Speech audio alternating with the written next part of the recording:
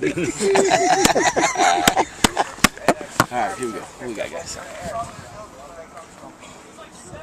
All right, I'll start it off. Coach, tell me about UTEP. What are you looking at of those guys this week? We're expecting a tough game from them. You know, you look at those guys up front. Defensively, they're pretty stout. They average 300 pounds across the front. You watch their outside backs, their Sam and Will, respectively. And even in a game where it got kind of out of hand at the back end, you just watch them be able to support the run against a Texas football program where they played well. And I'm speaking specifically about personnel here. They were able to defend the run well at times. So when you try to find weak links within their defensive front, there's really none glaring, although they've given up some big runs at times. It's been more from an assignment standpoint than a lack of ability. I think their inside backers are solid. In the back end, they're pretty solid as well. Offensively, you know, they're going to try to run the football.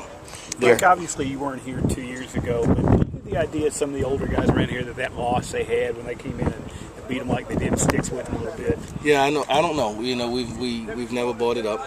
We haven't talked about it.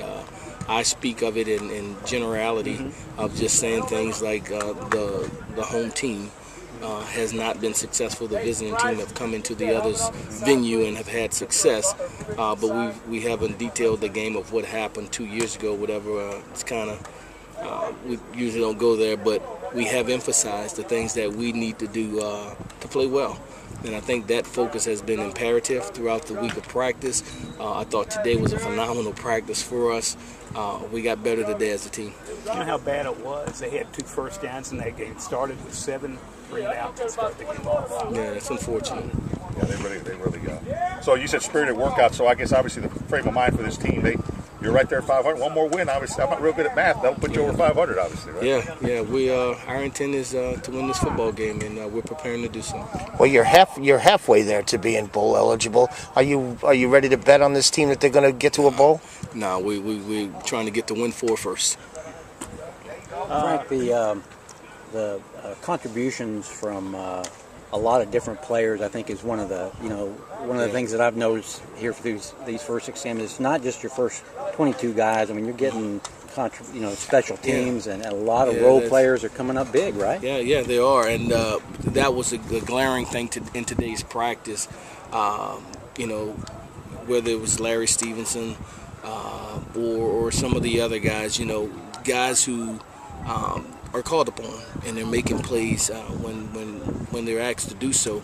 And we talk about the youthfulness of this team, and it's not always necessarily in years or age, but in game experience. When you look at our linebacker core, just that an example with both Josiah and LaCale Bass, guys who didn't play. Guys on the back end who didn't play, guys at receiver who didn't play, guys at fullback who didn't play. And so we have contributors that are helping this team in many ways, and that's been our greatest calling card right now, the ability to continue to develop our roster and our depth to allow us to play more people. Just like Jacoby was telling me just a second ago, I mean, those guys are really taking pride in just punt on the punt coverage. Well, you think about this. 2 weeks ago, Darryl Godfrey played phenomenal for us on special teams, just on special teams, and cumulatively he had over 26 snaps. You playing 27, 30 snaps of football, right, and didn't even take an offense or defensive snap, just on special teams. And so it's a true piece and fixture of our football program, of this team. And so when guys are able to go in and contribute on special team and can play up to 30 snaps, that's a pretty substantial number. How much does that have to do with just Ricky's emphasis on special team and just kind of his mojo? Yeah, a tremendous. Recognizing that for us, our best players play special teams, and other teams may view it differently, but it's an opportunity, and they're starters. Mm-hmm. They're starters on our football team, and the unit that they're a part of is that special team unit. But they're starters for us, and so when you take the frame of mind that the game doesn't start until you kick off. you kick off, you start the game. You're the starters of the game, and so offense don't go on the field, defense don't go on the field. The special team unit go on the field first, and so we emphasize that, we encourage that, we breed competition within our special teams, and we continue to evolve people along in that path. Yeah. Would you ever think enough to have those guys introduced before you start the game, like a lot of coaches do? No, I never thought about that. That's a great idea. Yeah. Special teams. Yeah.